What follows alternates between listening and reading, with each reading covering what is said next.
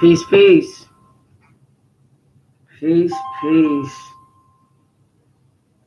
Just getting ready for this virtual conference. Welcome, welcome. Welcome, welcome. I'm going to put you on hold, on pause.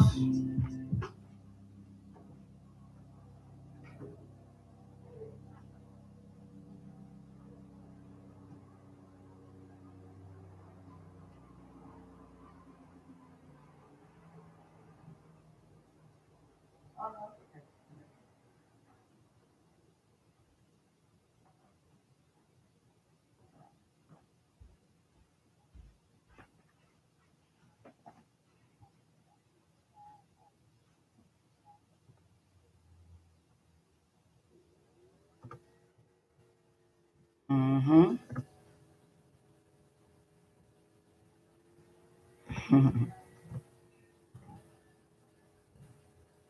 You sure you're good? Okay. All right.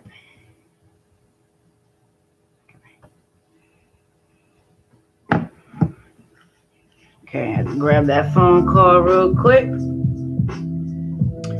But we're getting ready to get going. This is TRUthe Media presenting and really sharing with you media of all types. And this one right here is to help others to build their business. Happy Small Business Week if you're in the United States, even if you're not. Happy Small Business Week. We're celebrating that here in the States this week. Today is May 1st, 2018, and it is 12:39 Eastern Standard Time and 9:39 Pacific. Welcome, welcome. Gonna be just pretty much online live to present to you the info that is being shared with me in real time in the virtual conference. If you're live with me now, you can go ahead and go to the conference. It's done by SCORE. SCORE is a small business mentors program presented and powered by the Small Business Association. These things are shared with business owners, potential entrepreneurs, corporations, and all of that to help individuals build their business. And this is all free of charge. Okay, cool. This is all free of charge. Most of the information shared by the government is absolutely free, just to make sure that people have access to it. However, there are no advertising dollars, right? There's no advertising dollars. So it's not like they're going to put out a commercial or a billboard or in a magazine and like that. I wish they would, at least in entrepreneur magazines, to let people know that they're there and that it's free. But yeah, it's there and it's free. There may be some webinars or seminars that cost money, some conferences, but mentorship, to be a mentor, to get mentored, is free. To be able to offer your services, all that stuff, is free of charge. And if we are really trying to make moves and fight poverty, fight homelessness, I believe that in the United States that can and will be done through entrepreneurship. Mom and pop shops, small businesses make a very big, huge impact in this world, definitely in the country and most certainly in the world. So we want to go ahead and do that. Again, if you're online, they sent me a direct link. So you can go to SCORE, that's SCORE, I believe it's .com. You can go to score.com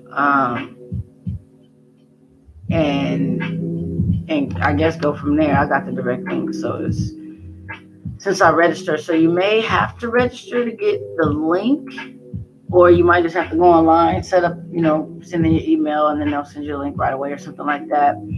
But I registered for this for a while ago. So, but the time for the National Small Business Week Virtual Conference begins literally right now, which is, again, 12:30 Eastern time, 9:30 Pacific, and it goes all the way till 6:30 Eastern time and 3:30 Pacific. So this will be going on if you're on the East Coast from now to 6:30. If you're on the West Coast Pacific time, it'll be going on from 9:30 to 3:30. If you're in between Mountain Time or Central Time, all of that, you'll have to check, I guess, the time. But since I believe Eastern is first and Pacific is last, I think you guys are somewhere in between. So if it hasn't started for you by now, it should be starting now, or it started an hour ago. And I believe it's available to every state. So just go to score.com. That's SCORE.com. It is an affiliate and a program of the Small Business Association, which is done by the U.S. government.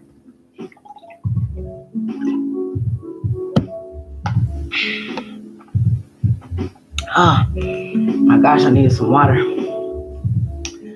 Thirsty. Happy Tuesday. Happy new month. Happy spring. All of that stuff.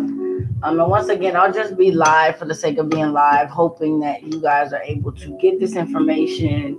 And I haven't planned to haven't really started yet, but I did register. I'm in.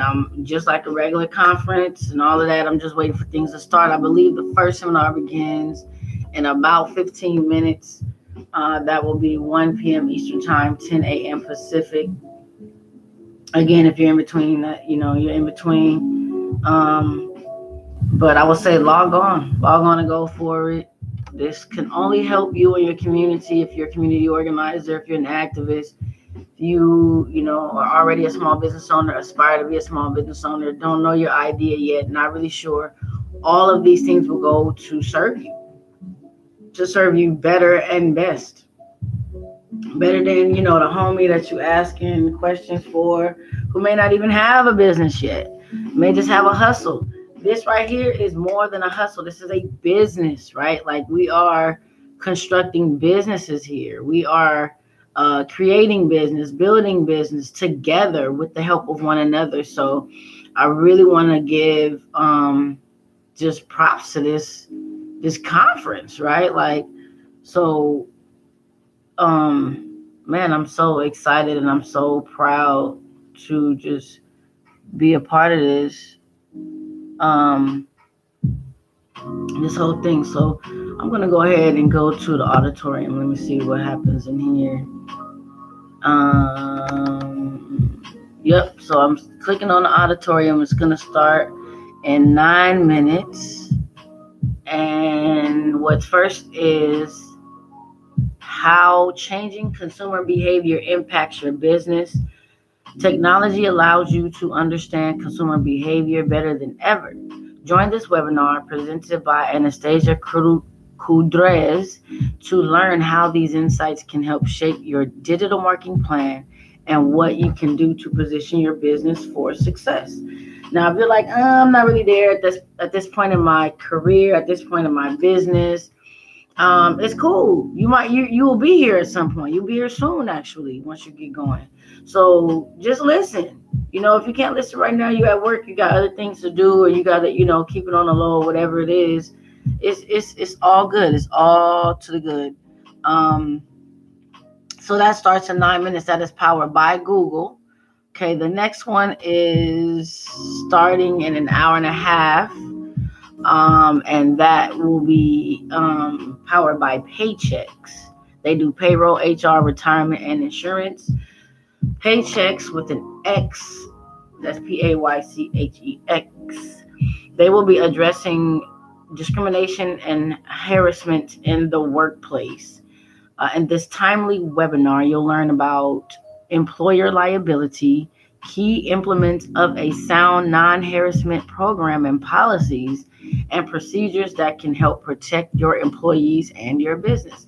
That starts in just over an hour and a half. All right, so that will be 11:30 Pacific time and like 2:30 Eastern. Okay, the next one is going to be starting in 3 hours, just over 3 hours and 7 minutes. and that is powered by Constant Contact. So I'm definitely going to be in this one because I am looking to grow my business. I am looking to grow my database systems. I am looking to grow my email blast.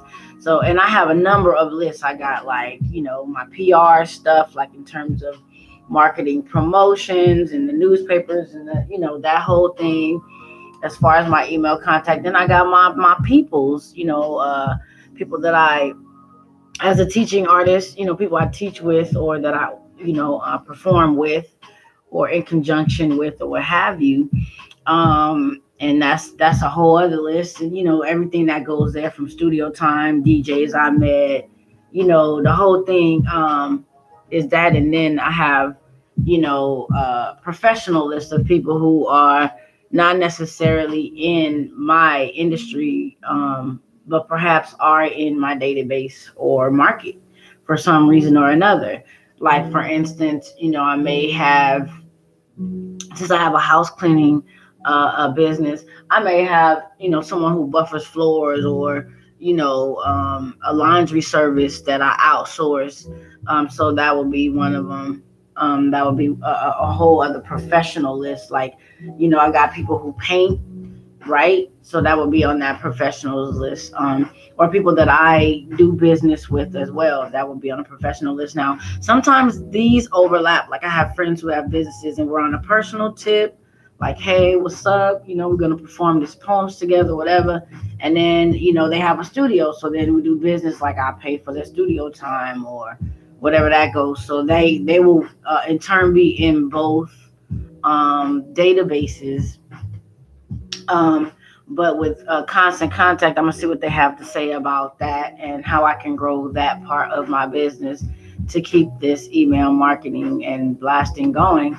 And a lot of people say that email blasts and text messaging blasts and just are more personal than a social media DM. And that's more of the, older, I want to say, like, I mean, not older, like as in, I'm participating in ageism, but those tend to be people, I want to say, the 30 and ups, right? Then there's other who are the 29s and, younger. And again, I don't like or participate in ageism, so I'm not saying that for this reason. But just as far as understanding the consumer, they get media and messages everywhere. Like, it's just kind of like, okay, you can DM me or you can email me or you can call me or you can text me or whatever. But actually the calls, not so much. They're more so direct DMs or, text messaging. So just understanding the trends that are going and understanding your customer, your consumer, and the clients and the way that they operate so that you can best serve them, right? And then the next one is just over 4.5 hours from now. And that is powered by Vista Print. And this is a 3-day thing. So this will be today, which is Tuesday, tomorrow, which is Wednesday, and as well Thursday, the 3rd of May. This is a 3-day virtual thing. So if you can't get in today, but you got a long commute, just go ahead, put your Bluetooth on, or just put it on your phone and listen while you're driving home so that you can put time into yourself. Some of us, we still work for and have employers, or we may work for the state or, whatever. The county or your city or what have you. But we really have a vision to do our own this or our own that. That could be selling bags and purses to creating jewelry lines and doing art and, rhyming on weekends or DJing to make some extra cash or whatever. So, and now you want to turn that into a business. But to be successful, you have to take time to do that. Like, literally take the time to do that. I know you got the kids and you got to make dinner and all of these things, but if you can find 2 hours in a day, even if it's 15 to 30 minute increments at a time, do it every single day. That is the only way you're really going to build your business. And that way you're able to build up. You're able to build up, right? You're able to build upwardly, right? In terms of knowing what's next. You made your list. You got to call this one and that one and do that. Now with that new information and direction you get from them, you can follow up on your next 2-hour joint. Or at least for the next day, okay, I got to make this call. by 5 o'clock Eastern time.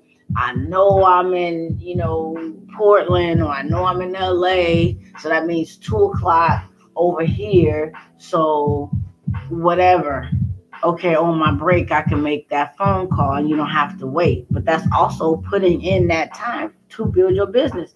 You have to create your exit, and that shouldn't only be retirement. If you have a retirement, I get it and all of that. But when you start making, when you start making a month what you make in a year, that would be just cause to go ahead and exit your job, right? Because you have work. You have a job that you created yourself, and your job and what you created yourself is something that you love, right? But even if you like, you know what, I want to have a business, I just don't want to man it and work it and do all of that, then go ahead and invest in some of these hairstylists out here that's trying to make it. Go ahead and invest in me. Shit. Invest in me. I'm building a school. And this ain't on no okey doke of like, you're not going to see a school. You're not going to see any results or any of that. This is for real, for real. It is deeply rooted in hip hop education, straight up. And I'm going to be straight transparent with all of this information. It already is, right? It already is. So any monies I received is there, right? If you donated online, it's there, straight up. And I present and for people to see what I'm doing. Like, I don't like really talking about a bunch of stuff that I'm personally doing like that. But when it comes to my work, and when I have donors, supporters, and gift givers and all of that stuff to account for, I'm more than 1000% just present and open and all of that. So I just wanted to put that out there that, to create and sustain a strong social presence, that seminar, that webinar will begin in 4.5 hours exactly. And it will explain why you should be on social media and share easy to use tips and tricks for small business owners to improve or create strong social media campaigns. All right, so I'm gonna go ahead and go into this first one here. Let me make sure that's the Google. Go ahead and power up right here. They got an agenda and everything. This is pretty dope. Pretty dope, pretty dope. Is it gonna let me go in? Let me see. It let me share it. Okay, I'm gonna share this on Facebook so y'all can get the actual real time. Can't share it on YouTube, or maybe I can paste it in here. I'll try and do that. So let me do that. In the meantime, I'm trying to get in here. It hasn't been letting me in, but let's get it going.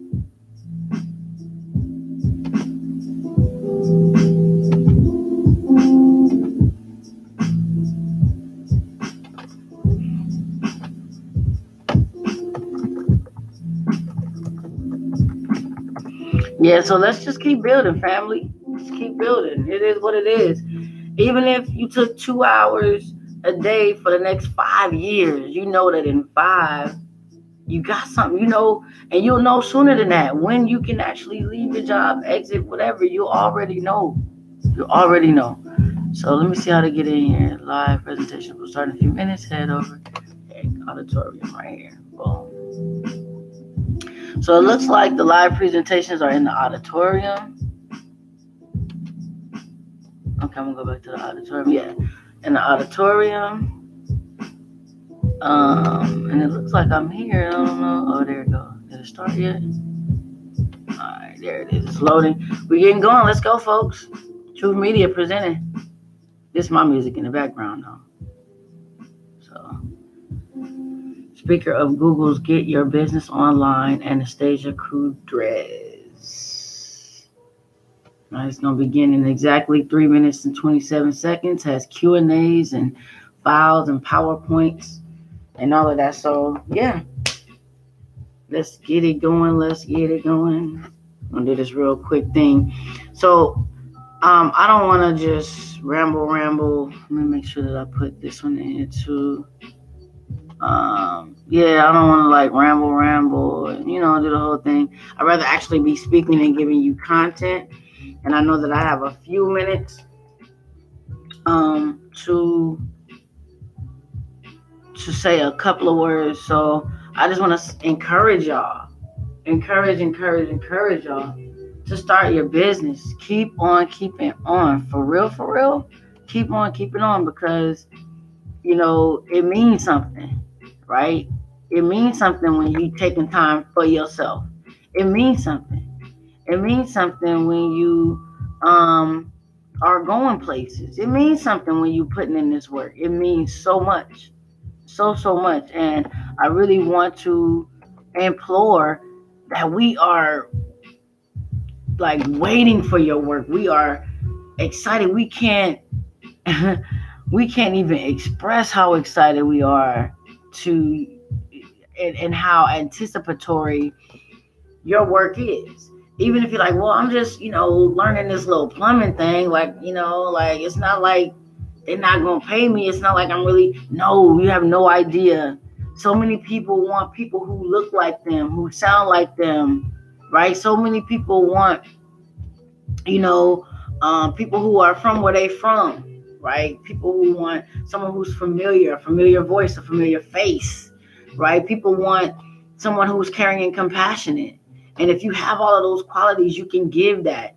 Do you understand how much this world needs your smiles, right? Even if you're like, oh, I don't really know yet, just start by saying hello to one another. Start by sharing smiles with one another. You will see how different, and how amazing this world can and will be based on your contributions, based on your thoughts, based on your acknowledgments, based on you being you, doing you, being you.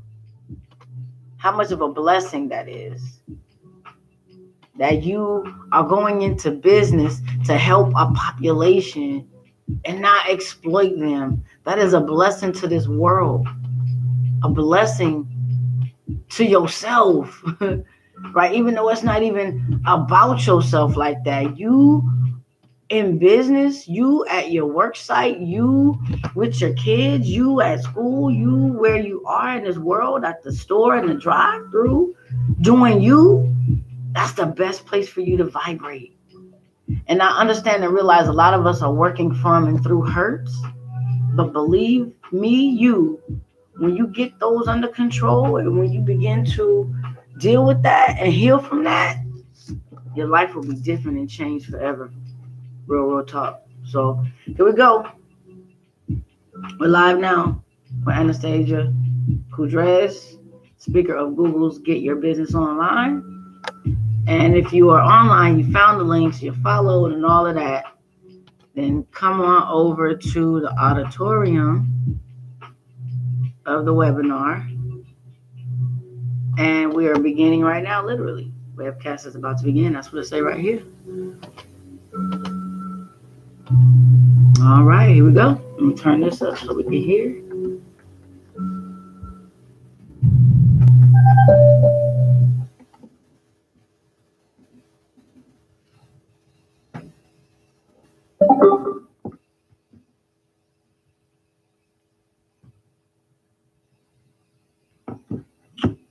We're just standing by, folks.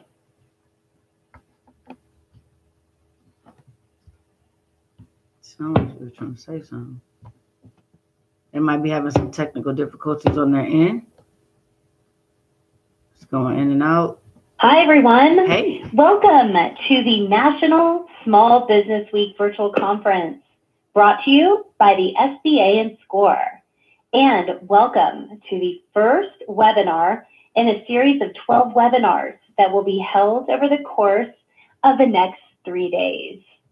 My name is Alexa, and I'm a webinar producer at SCORE, and I'll also be the moderator for this session. In this webinar, sponsored by Google, we are joined by Stasia Kudres, speaker for Google's Get Your Business Online program, who will be presenting how changing consumer behavior impacts your business. Before I turn the session on over to Stasia, I'd like to make mention of just a few housekeeping items. This webinar will last an hour and is being recorded. A link to the recording and slide deck will be emailed to all participants. We have set aside time for Q&A at the end of today's presentation. So if you have any questions, please submit those using the Q&A box located on the left-hand side of your screen. Also, you can use that same box should you experience any technical difficulties and need assistance.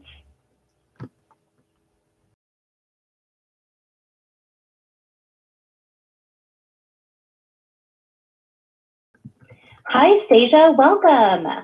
Thank you so Alexa. much for joining us today. You so much. Yay. Great. And thank you so much to the SBA and to SCORE. I so appreciate the warm welcome, and it's great to work with you again, Alexa. Thank you. You too. All right. Well, I will get started. Hello, everybody out there, and happy National Small Business Week. I am so excited to talk to you today. Our presentation today is called How Changing Consumer Behavior Impacts Your Business. And we've got a lot of information to cover in the next hour, so we're just going to jump straight into it. All right. So at Google, we spend a lot of time throughout the year meeting with businesses all across America. We gather insights. We try to understand what makes each business unique and learn about the challenges that each of these businesses face. And most importantly, we try to learn how Google can help solve for any of the challenges so that businesses can continue to grow. A major driver of all of our efforts to solve these challenges is the need to better understand consumer search behavior. We try to understand not only what people are searching for, but the intention, the reason behind their search, the types of devices that they're searching from, and what they're doing at that exact moment. We even try to go as far as to understand what offline behaviors are driving these online behaviors. And that way we can better anticipate what a consumer needs during these really important moments. All of these insights that we can gather help guide innovation. And they help us provide more useful, more impactful information for you and your businesses. So I'm excited to spend the next hour sharing some of the findings that we have with you today. So I can't see you all out there, but I know there's lots of people watching. I'm going to bet that just about everybody out there has a mobile phone. Mine is right next to me. It is on silence mode, so it doesn't ring in the middle of the presentation. But if you're like me, you always have your phone very close nearby.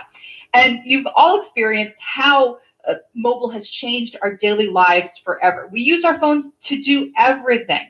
I got off the plane last night and I used my phone to get a car to my hotel and find the nearest Walgreens and to find a restaurant to eat at, to call my mother, all the things that you do with these mobile devices.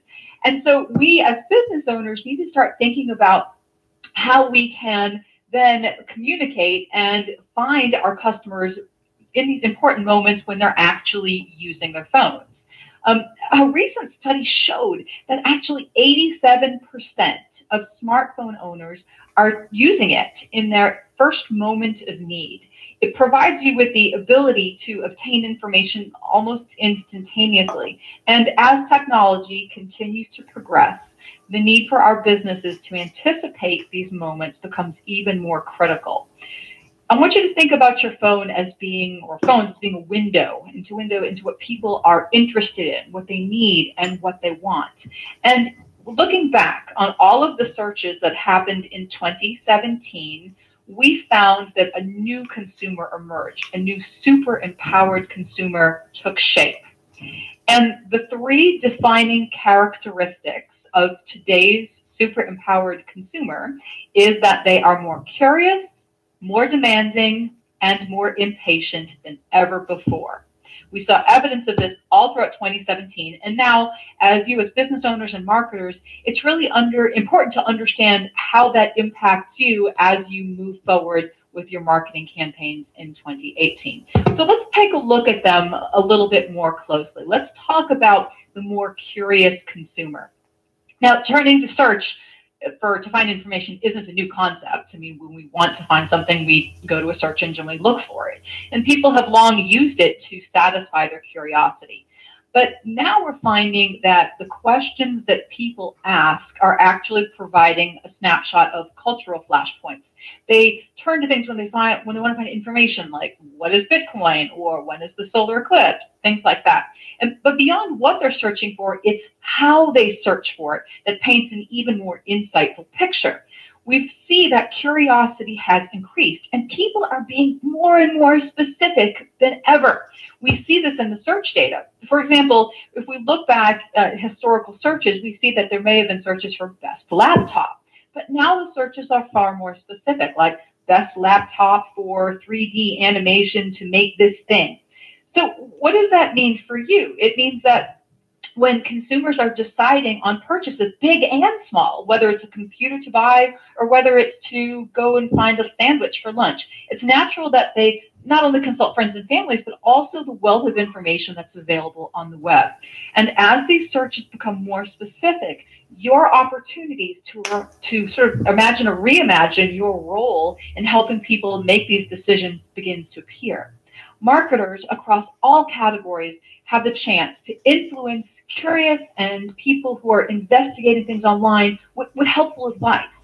Making your brand, your business, your online presence easily discoverable and understandable, and understanding where the people are searching for help and for guidance can help you ensure that you're there in the right place whenever people need you. Okay, the second thing that we saw is that people are more demanding. They have higher expectations than ever for their search results. More and more, people expect to find exactly what they're looking for, wherever and whenever they're looking for it, and immediately. We've seen this come to play out with the continued use of near me, appending that phrase on searches like what brand store appliance is near me, what food places are near me. But now, searches are starting to show up, to manifest in a different way. In 2015, we shared research results that we saw that searches that had near me on them had grown twice as much in the previous year. But now, fast forward just a couple years later, and we're seeing the search behavior continue to evolve. People are now actually starting to shift away from using that, away from using location qualifiers like their zip codes or their neighborhoods or their cities, because they actually know and they expect that because they're using a mobile device, that the results should automatically know where they are and should automatically be relevant. Kind of magic, right? A recent analysis shows that nearly 2/3 of smartphone users are more likely to purchase from companies whose mobile websites or apps customize information based on the searcher's location. So the trends are clear, and we as marketers and business owners need to notice them because people are sharing less about their actual location, but they actually still expect more and expect relevant, accurate information that's tailored to where they are. So you as a marketer, as a business owner, you may have been more accustomed to getting detailed requests, like I want this thing near 37205, but now we need to start inferring and interpreting signals. The brands, the businesses, the online presences that are willing to go that extra mile can expect to see results from this more demanding consumer. So let's talk about the third change that we observed in 2017, and that is a distinct loss of patience. Last year, our world experienced many national and globally significant events, both good and bad, and we saw the power of search as a unifier. In the wake of every event, we found that people were itching to take action, and they turned to search to quickly find ways to help and to make their voices heard. We also found that these immediate action or impatient behaviors carried into consumer behaviors when people were looking to purchase products or services. The ability to get things done in the moment, paired with the fact that businesses and brands are getting better at delivering speedy, frictionless mobile experiences, is driving expectations higher than ever. So much so that a recent analysis showed that 53% of website visits are abandoned if a mobile site takes longer than 3 seconds to load. We've actually seen that for every second that a site delays in its load time, conversions fall by about 12%. So in many ways, we've all come to expect instant information, but the new normal is that people expect actual products and actual services right away. Here's another one to look at. People are no longer willing to even wait a few days for an order to arrive. So if we look at the stats, there was an 120% increase in mobile searches related to same-day shipping. It grew since 2015. And so we can see that people, again, based on adding this into the search, are incredibly impatient. So what we've seen in the data is that people actually search for same-day shipping usually first thing in the morning. So those peak first thing. Because now, rather than running an errand on the way to work or on their lunch break, people turn to their devices in the morning, order it, and expect that they can actually find a business to help them accomplish whatever task they're trying to do that same day. If your business can capitalize on that, it's going to help you get ahead of this curve. Now, another thing to look at as we look at search trends that define 2017, one thing became very clear. We are officially in the era of the research-obsessed consumer. So we at Google are trying hard to provide you with the tools and resources that you need to not only gain the insights, but understand how to apply what you're learning into your strategy. So let's actually look at an example here. All right, so what we're looking at on this slide is information about exploring mobile search trends in a particular category. So we were looking at some of the fastest rising items within 6 key categories, including home goods. So I am showing you a specific set of results about yard and patio furniture. So take a look at the numbers on the screen, and you'll see that over a 2-year span, the overall growth in this particular category on mobile increased 125%. We were able to see that based on what people were searching for, rising queries in the category included fire pit propane, outdoor bench with storage, outdoor glider bench, wrought iron patio chairs, and 9-piece patio dining set. So this information paired with a ton of other key data points, like the number of unique searches, look at that, 450,000 different unique ways to search for yard and patio search. It helps you as a marketer paint a better picture of what a consumer is looking for, what their interests are, and where they are in the buying process. And all of this information is important for you because it helps you determine what content you want to provide in your marketing efforts, online and off.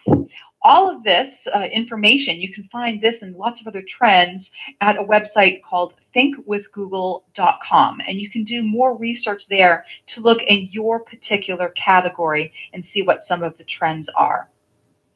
So let's talk a little bit about 2018. The things that I've just shown you were what we learned based on changes that happened in 2017. Well, what do we think is going to happen now, or what do we see happening? This year, we expect that this super empowered consumer will continue to evolve. Consumer expectations during these critical moments, what we at Google call micro moments, are only going to continue to rise. People will continue to ask more detailed questions. They will want more personally relevant answers, and they're going to want them all faster than ever before. It's a puzzle and a challenging one at that, but marketers have an abundance of information that can help us solve it. We can then unlock new opportunities to ensure that your businesses are well positioned to serve this new super empowered customer. So let's talk a little bit about where this is all leading up to, where we're the term micro moment. So you may have heard me just mention it. So what exactly is this thing? It's a concept that Google introduced a couple of years ago to help put a name on a widespread and evolving set of consumer behaviors. It's this concept that People are searching, particularly on mobile devices, in these moments when they want to know something, when they want to go somewhere, when they want to buy something, when they want to do something.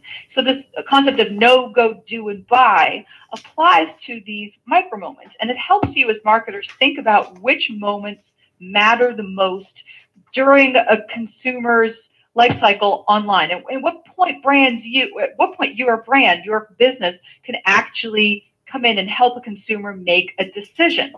We've talked about how waiting has become a thing of the past and how this all translates into today's behaviors. We want to capitalize on the behavior and win over those consumers moment after moment. In short, we need to start being a lot more assistive. We need to actually help figure out what people are looking for in the moment and give them the answers that they're trying to find. But one thing to look at before we get any deeper in that is, well, what's the difference between a moment and a micro moment? How do we know which moments are actually important for our businesses? So one way to do that is to sort of think about a typical day. So this is a slide that sort of shows my day, what it might look like.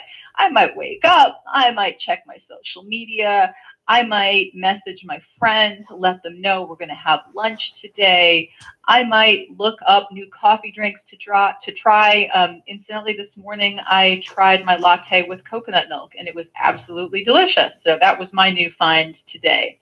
I had the most amazing piece of bread from the Google Micro Kitchen today, and I took a picture of it and sent it to a friend. I could post a photo of it. My lunch slot, then I went to go have lunch. Now we're fast forwarding because I'm still teaching a webinar and not eating lunch yet. But I go to lunch with my friend, and it's fantastic. It's such a good place. And then I might be so inspired to go online and write a review. And then at the end of the day, I might say, oh, wait a minute, I had that, same day shipping order. Did that thing actually come to my house? And I want to check the status of my online retail order. So that could be a sort of a typical path that I would take as a consumer. You doing all these things from my phone today. So what we're trying to do is discern which of these moments are actually important for you as a business owner. So let's take a look at the next slide. So those were my moments, but which ones are actually micro moments? Which ones matter to me? So you as a business owner might say, okay, well, checking social media, maybe that didn't actually help me as a business owner, but when I looked up a new coffee drink to try, if I have the latest and greatest new coconut milk drink, that might be a good opportunity for me to actually present information about my business when Stasia is doing her search.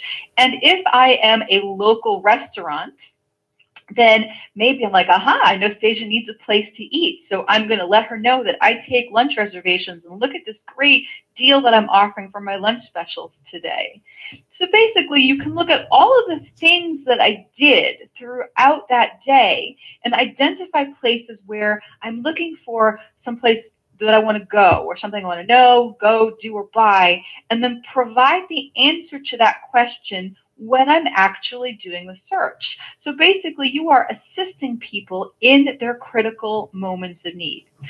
So understanding the differentiation between people who are simply curious and looking for a piece of information versus someone who's actually curious but then leading up to action is going to help you as a business owner understand and get into this assistive mindset that's going to be required to help you win business from potential customers in 2018.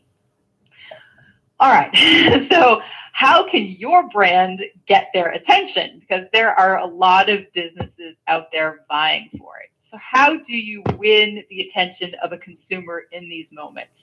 So before we get into this, it's important to discuss a few myths about consumer behavior that can at times hold some marketers back. So for many of us, the morning routine could be a bit daunting. Let me know, does it sound like this to you? So your alarm goes off at 6 a.m. or sometimes 5:30 for me on my phone. And then before I even get out of bed, I grab my phone, I check my text messages, my emails, social media. I get up, I grab coffee, I rush out the door. I catch up on news during my commute. When I'm there at work, I'm constantly checking multiple devices, between meetings or during my lunch break. And sometimes I'm switching between a dozen apps and websites at once. And if this sounds similar to your life, it's probably because this is just our new reality. We as people have an endless amount of media options that are all vying for our attention, and video, included in that, plays a major role. So as business owners and marketers, it's our job to understand this new reality and to let go of some of the consumer myths that have held us back from committing to making a change. So let's look at myth number one. A lot of times people will tell you, or they'll say, people's attention spans are getting shorter. You'll hear that they've shrunk, but the reality is people can still pay attention, and they do. Research shows, our research, that 81% of video viewing sessions capture people's attention. And if anything, we're paying more attention than ever before, but what's changed is our tolerance for time wasters. Think about your own life. You don't put up with something just because it's on the screen, right? 10 years ago, we may have sat through an entire video that wasn't particularly interesting, but now we just click forward because we can. So it means for you that a viewer's attention is available, but the bar has been raised. So if you really want somebody's attention, you're going to have to earn it. The second myth to consider is that consumers pay attention to all screens equally. We know that that's not true. We know that if we've got a television on, think about your experience now. How often do you find yourself immersed in it? And how does that compare to watching videos on your phone or your smartphone? We consider content viewing as being in one of two buckets: lean forward mode or lean back mode. Lean forward mode includes instances where you're trying to learn something or researching for information or exploring a passion project, but you're focused in on it. Lean back mode is when you're relaxing or just passing the time. And recent research supports what we intuitively know. When people are in lean forward mode to view a screen, they're more than 1.5 times likely to pay attention as when they're in lean back mode. And they're 1.8 times as likely to be in lean forward mode when they're watching online videos compared to television. For marketers, these lean forward moments, when viewers are less likely to be multitasking and more likely to be watching with a purpose, are very good opportunities to actually capture a consumer's attention. Let's talk about myth number 3. Even if people pay attention, they've learned to tune out the ads. So if you're like me, some ads seem to speak to me directly, and I find myself watching them and I find myself hooked. And that's because when an ad is relevant, I can't help it. It's speaking to me. According to a recent study, ads that are relevant to the viewer or feature people like them get 3 times as much attention as the average ad. So for you as business owners, as marketers, how do you make your ads relevant? Well, start by creating campaigns that add to someone's viewing experience rather than subtracting from it. And all of that starts by thinking about your audience. Who are they? What are they interested in? Why are they here? What are they searching for? Why do they search? And how do they search? In order to win a consumer's attention in these critical moments, businesses have to meet a consumer's needs by first understanding their intent, what they want to do, and the context. When we talk to consumers, we found that they seek out different online platforms to satisfy different emotional needs like inspiration, excitement, and connection. On its own, it isn't surprising. You may not go to different social media platforms, different websites for the same reason. So why would your target audience do that as well? What is surprising is how frequently we forget about the unique emotional role that each platform plays for that consumer. And we don't edit our content in response. if you really think about this and make it a practice, this is content that I'm developing for this online platform, for this particular audience. You can do a better job connecting with the people that you're trying to talk to, and increase attention among those viewers. You can then go one step further by making your content relevant to each viewer as much as possible. In this past, this sort of hyper relevance was really just a pipe dream. But today, new technology and data signals make mass personalization possible. Okay, so let's do a recap of some of the things that we've been talking about.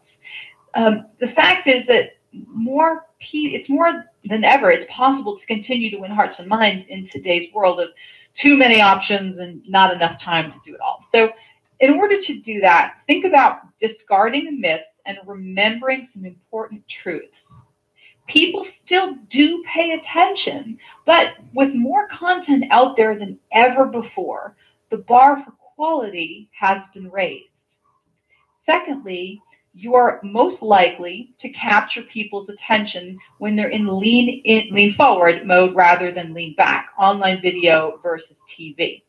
And third, once you've captured their attention, hold on to it by making your brand relevant to every platform, every context, every person. All right, so what's next? What do we do now? Hang on here. So at Google, we often get asked, what is the next big thing? What comes after mobile? Where is marketing headed? And we believe that the future that is coming into view is an acceleration of what we see today. It's pretty much unfolding right before our eyes. So if you pause and reflect for a moment on what's happening, it becomes apparent just how much of a game changer mobile really is.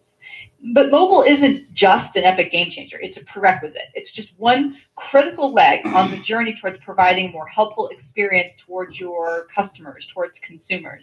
We believe that to truly provide a helpful experience and to capture consumer attention in their moments of need requires innovation and a commitment to put consumers at the heart of the strategy. It also requires a willingness to embrace new standards for business and giving additional focus to three key things. Let's look at them. First, we need to become smarter with data. Second, we need to perfect mobile. And third, we need to blend online and offline channels. So let's start by looking at data. All consumer actions and interactions must be smarter with data. A better understanding coupled with smart technology will allow personalization at scale. The ability to connect to your data to media execution will be foundational to success. It's especially true in digital, when consumers have so many micro moments along their day. It's also a place where Google can help. We can apply machine learning during every micro moment at scale to help deliver relevant and helpful experiences. A great example of this is how we select the best ads to show when people are searching.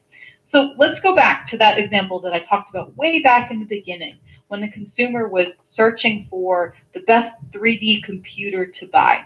So based on the intent, the context, and what we know about that searcher, we can determine things like which ad is more relevant to show to them. The consumer may see an ad that reaches returning customers if they're loyal to your brand versus looking to someone to compare prices with competitors. And a lot of work goes into the background to make all of this happen.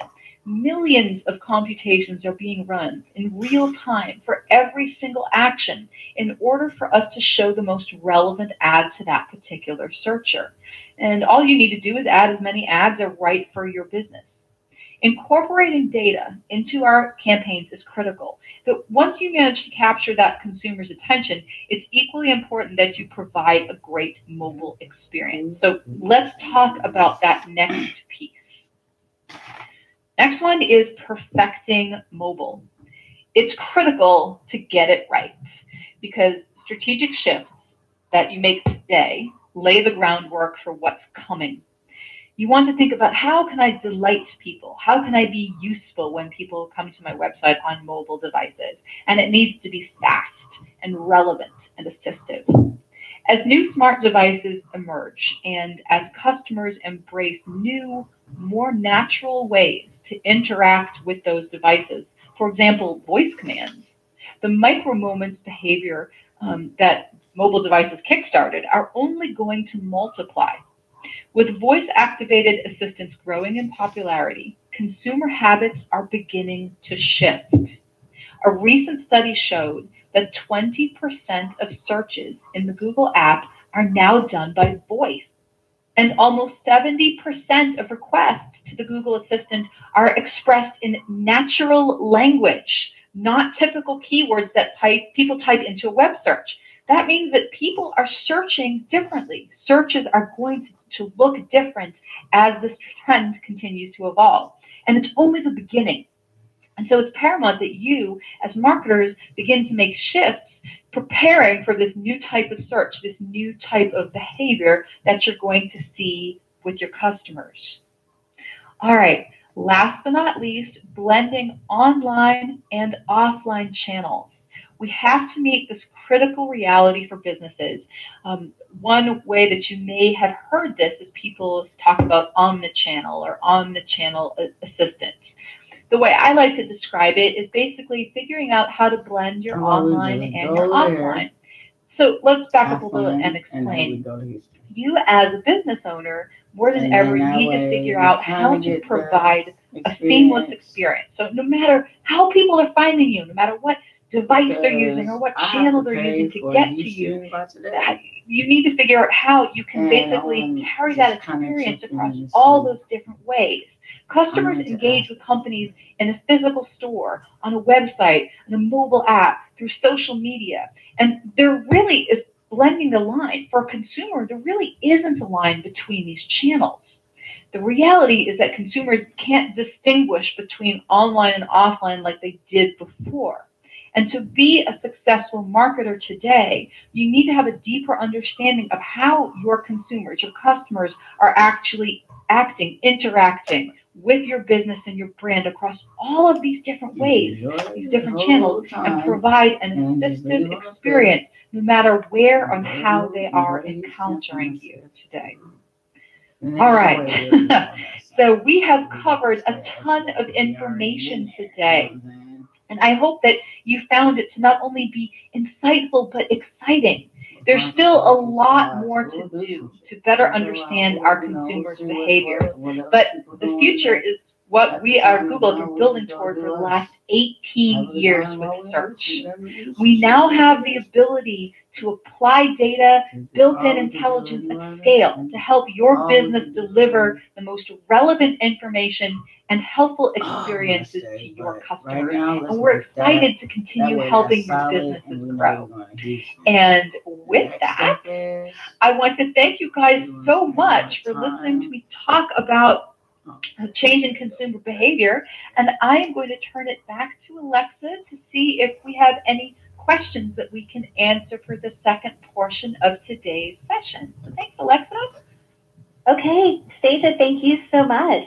We will now start the Q&A portion of our call. I'm going to be reading the chat questions that our participants have been sending in, and in this time remaining, we will address just as many as we can. Please note that if we don't have time to get to your question during this segment, I encourage you to connect with a SCORE mentor after the webinar. Mentors are available today in the mentoring hall. So with that, let's go ahead and jump into these questions. Stasia, we had several folks asking if you could please restate the address of the web page where they can see the search statistics and trends. Absolutely. So it's one of my favorite websites. It's a resource site called thinkwithgoogle.com. And there's lots of research about all sorts of things, consumer behavior and data points, and there are lots of tools that can help you see changes within particular categories. So it's thinkwithgoogle.com. Okay, and I'm going to push that out to the participants as well. So I've got thinkwithgoogle.com. And so now, so that you guys have that handy there in the in your Q&A box. Okay, our next question, it comes to us from Joan, and Joan says that she always looks for sales. Are there statistics on the keyword sales or on sale? And also, what about the term free shipping? Well, again, to find data about that, I would start with that Think with Google site. Then you'll be able to do some research within a particular category. Another research tool that I really like is called Google Trends. It's just a web page. It's google.com/trends, and it can show you what people are actually searching for. That would be another place that I would look at. Another thing that you can do is look at your own ad campaigns. So if you're running AdWords campaigns or AdWords Express, you can actually look at the performance based on queries that incorporate these words and phrases that you have questions about, whether it's on sale, whatever word that you're looking at, to see what is resonating better with your target customers. So there are a variety of research tools out there that can help you figure that out. All right, our next question comes from Paige, and she would like to know if you have any tips on micro moments for services, and she gives an example such as personal coaching. Oh, that's a great one. Tips for personal services. Give me a minute to think about it. Hang on. I don't think I've ever had that question. I love it when that happens. Well, the short answer is that I would actually have to research it. So as far as micro moments, okay, this is how I usually start when I'm teaching a class or I'm working with small business owners. One thing that I do is I ask the people in the room to start brainstorming. And I write down, well, if you were searching for this service or you were looking for this need, how would you search for that if you were going to a search engine? And that's basically the start, the seed list, where you'll have, let's just say you came up with 10 words and phrases that might describe the services that someone might be looking for. But then you can actually start backtracking from that. You can start thinking about, well, what issues might a person be experiencing?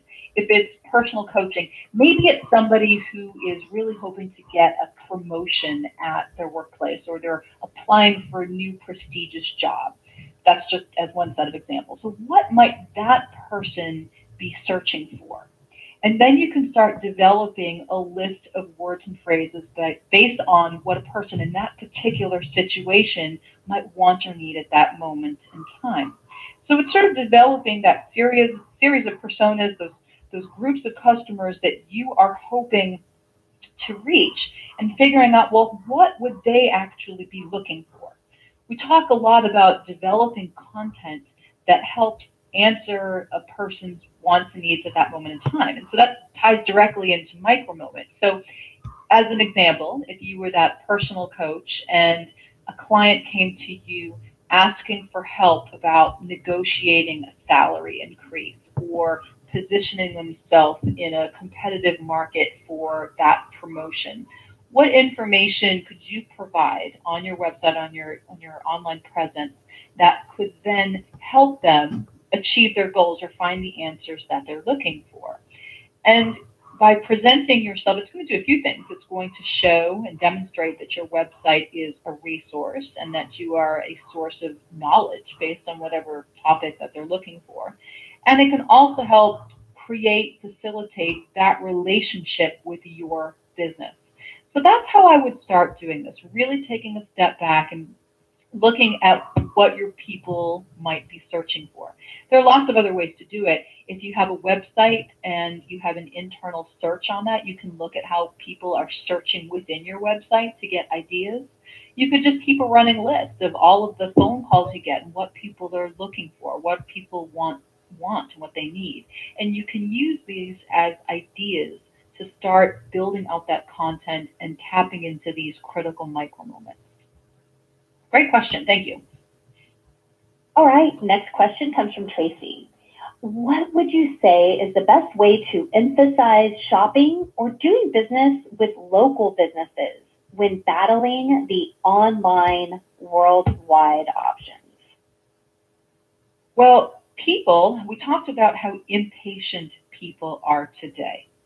And when people are making orders, they expect service immediately or response immediately. So one thing that you can do as a local business is actually present that, hey, today I'm in Mountain View, California, and my business is right here. You can get me on the phone. We can set up an appointment right now. So that's one way to combat that or to address that. You're absolutely right. People are more impatient, but you as a local business have the advantage because you are distinctly, uniquely aware of what's happening within that particular community. You are the local expert.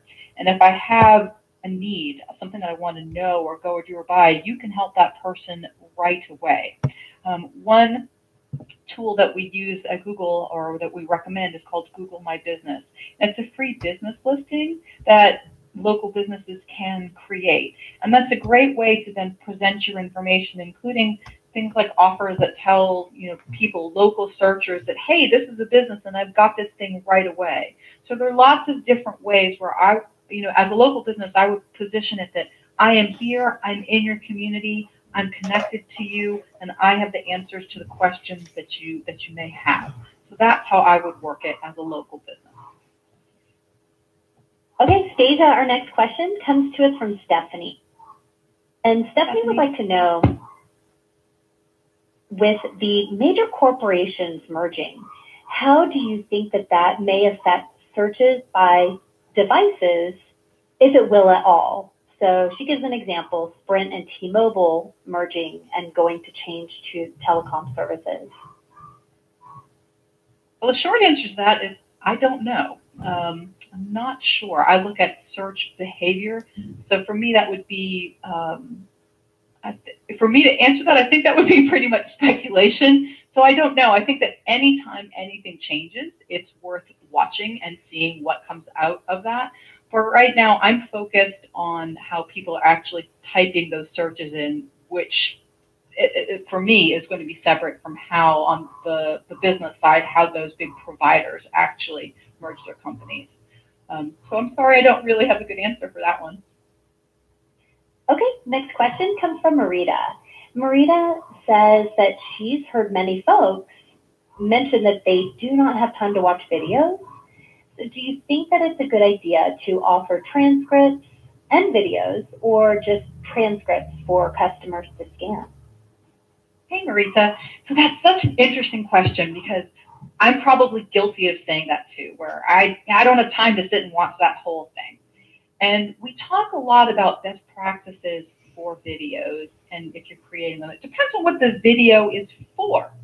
If the video is something that's providing lots of technical information that somebody needs to get that info, then I would certainly go ahead and present it that way. Now, if there are other options to provide that same content, whether it's like you were mentioning, a transcript or a takeaway, a handout, the more content, the merrier. But people say all the time that they don't have time to do it, but people do watch a lot of video.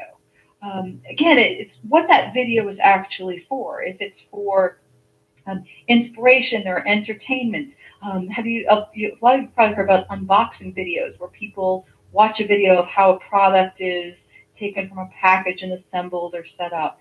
There are a lot of people that are really watching those videos, but as a publisher of that content, it's going to be making sure that the videos present the most important information at the front end of the video, that the video is well executed in the sense that people are able to quickly and efficiently get the information that they're looking for, or that's really entertaining and they want to stay watching it. But as someone who's been in internet marketing for a very long time, video is incredibly important, but any way that you can provide information for a consumer, whether it's an associated transcript, is also going to be useful. So for me, it's the more the merrier. But people do, in fact, watch videos when the content that's being delivered is in that native format more useful, more entertaining for them. All right, our next question comes to us from CW.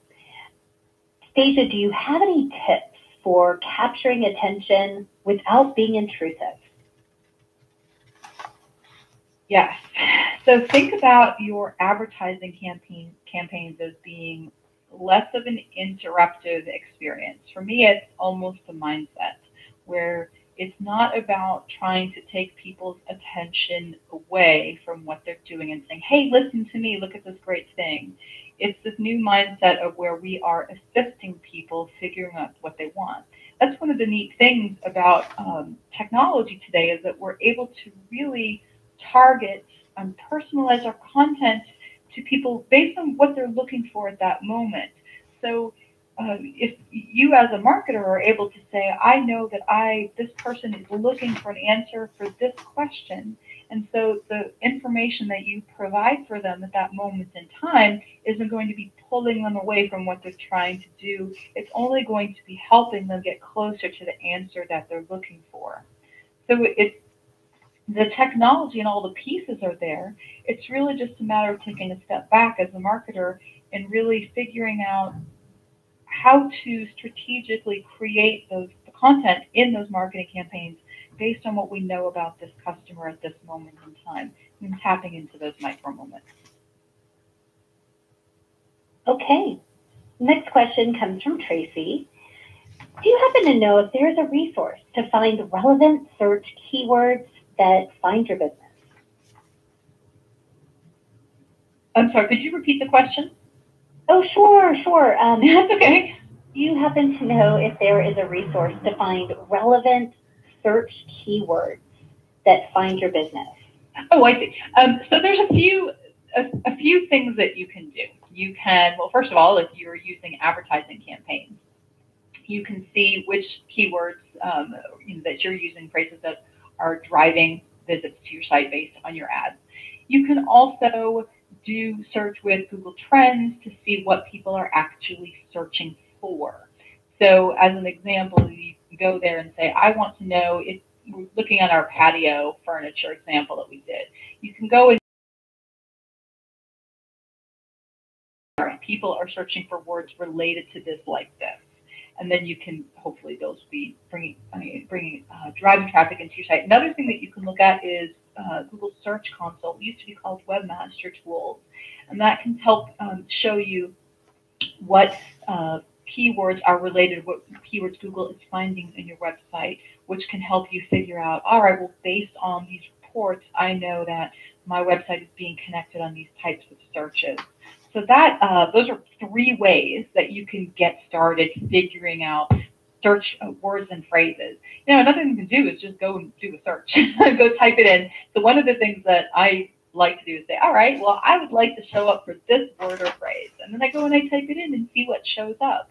And so if anything, that's sort of like your to-do list, your wish list for working towards helping your website appear higher or appear at all on those searches. All right, Stage, our next question, it comes from David. Is there a difference in consumer behavior or business consumers? Well, sure. I mean, business for B2B searches, a lot of times people are more in the research mode. As an example, in some instances, a B2B purchase is going to have a much longer process because let's just say it's purchasing $100,000 worth of equipment, and so it might be that for those types of campaigns and that type of research, it's more about presenting information to help someone make and lead up to that decision. There are instances where people may buy directly online, but a lot of times in larger B2B purchases, it's where we talk about that omnichannel experience where it may start online, but then it blends into the offline where you actually work with your sales reps to actually complete that purchase. So that's why it kind of ties perfectly into what I was talking about.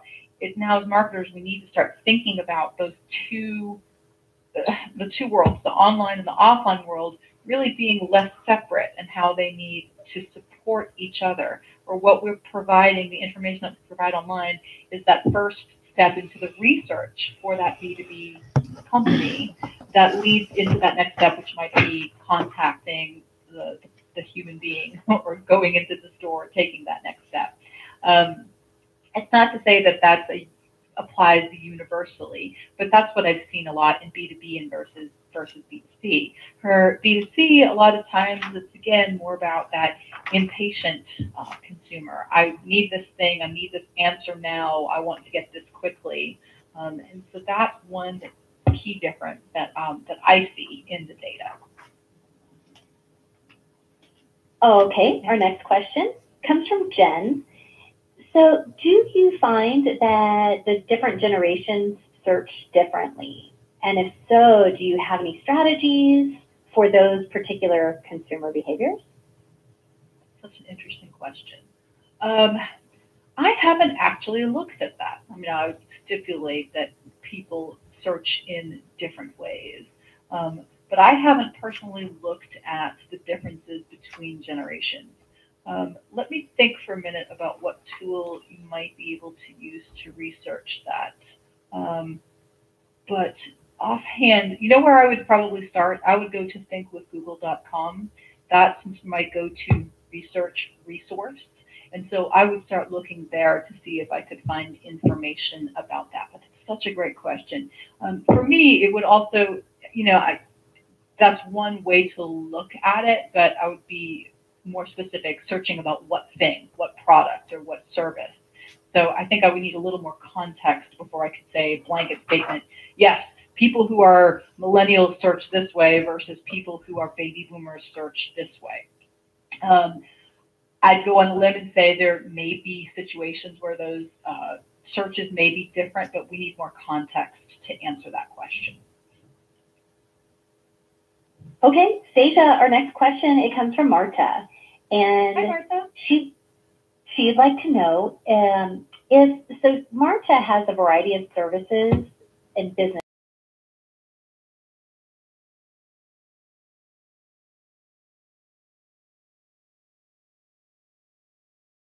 Okay, so it's a great question, Marta. You could do that, but one thing that would make this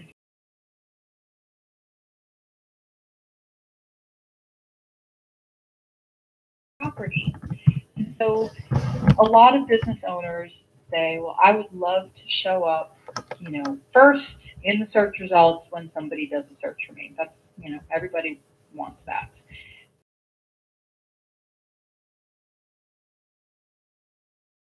Basically, doubling, tripling, quadrupling your work, because now you've got 3 or 4 different websites to work on promoting and building content for. That being said, if they are completely separate website or business or, businesses and they really don't fit or make sense together, there may be a stronger business case for saying, yep, well, I have a business that offers, I do website development at night, and I have personal, I'm a massage therapist during the day. So those 2 lines of business don't really go well together. I'm trying to pick 2 very distinctly different options, and that might make a strong business case for having 2 separate websites. But I think it would just depend on what you're looking at. Now, if we were to say you offered website design and also print direct marketing design, there's probably a stronger argument to keep those together, where this is a design services website for both online and offline. I think it's just going to depend on your particular situation and the types of businesses that you have. Just know that the more you split this up, the more work you will create for yourself, at least from a website optimization and marketing perspective. But you may need to do that depending on your business situation. All right, our next question, it comes from Ruth. And she would like to know if you could share any trends as far as serving customers. Trends for serving customers. Can she give me any more? I don't know if she can respond. serving customers how? You mean through a website or in person?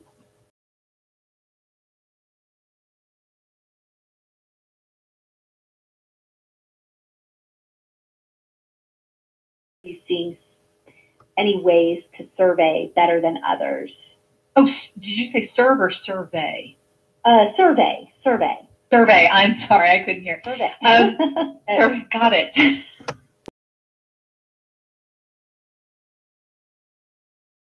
The opportunity to actually get information from a consumer is a chance to learn about them. You can create formal surveys.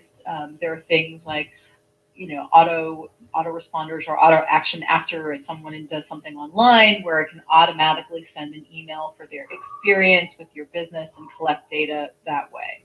So there are a variety of platforms that enable you to say, well, after this person completes X action, then trigger this survey response. That's certainly a viable way to do that.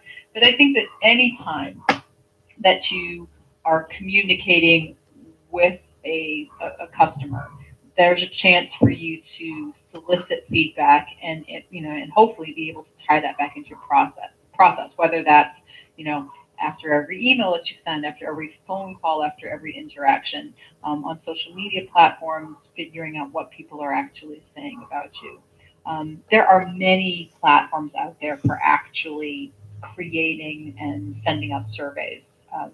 So the sky's the limit there. I wouldn't want to recommend one in particular, but just know that there are so many ways. And the nice thing about this whole on-the-channel assistance with all of these different ways that we're reaching consumers today is giving them a variety of ways to actually respond at the moment that's convenient, that resonates for them.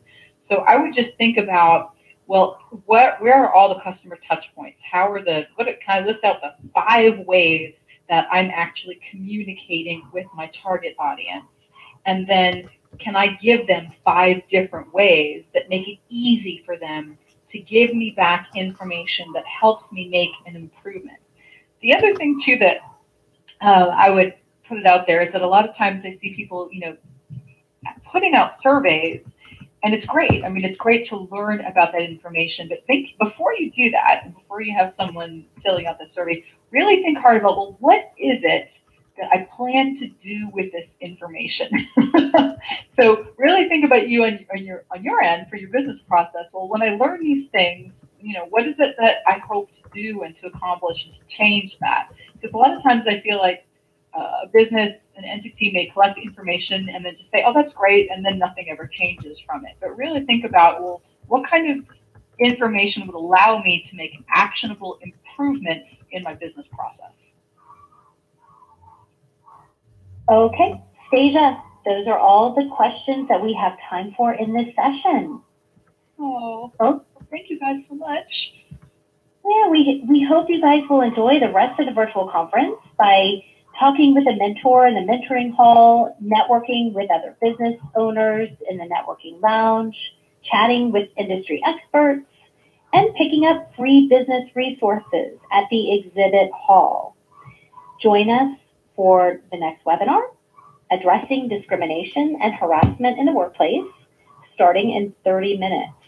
And as a reminder, we have more webinars taking place on Wednesday and Thursday. So ladies and gentlemen, on behalf of the SBA, SCORE, and Google, I'd like to thank you for attending this webinar and give a very big thank you to Stasia TRUthe for presenting with us today. Stasia, thank you so much. Thank you, Alexa. It was really my pleasure. And happy National Small Business Week. Everyone take care. We'll see you in the next session.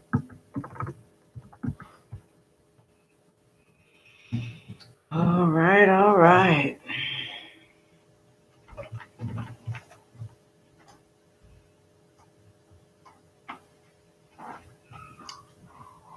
How did that feel?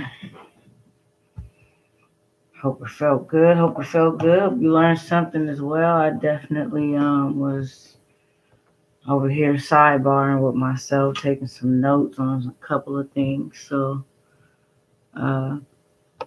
And that was very enlightening. So appreciate the follow. Appreciate you all.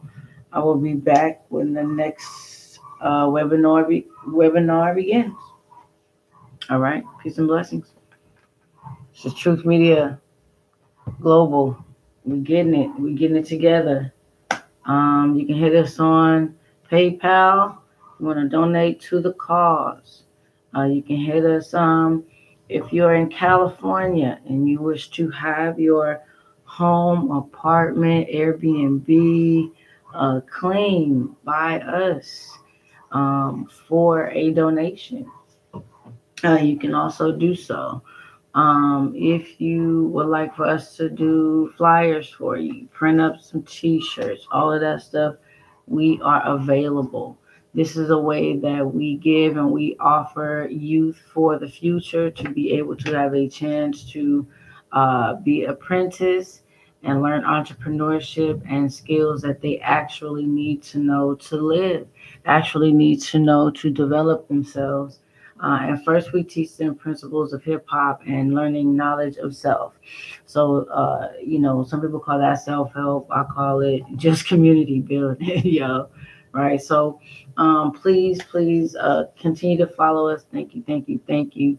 And we are building, building, building. It is 11 a.m. Pacific time and 2 p.m. Eastern on May 1st. Happy May Day. Peace and blessings. We're learning to build with one another. Again, keep following us, Truth Media. We're bringing you a lot of information, mostly live and definitely direct. Well, we got some things going, so keep following. You will see us build straight up from the ground up and pray up to stay up. Peace and blessings. One love. E. Mm. Peace and blessings. One love. One love. One love. One love. Peace and blessings. One love. One love. One love.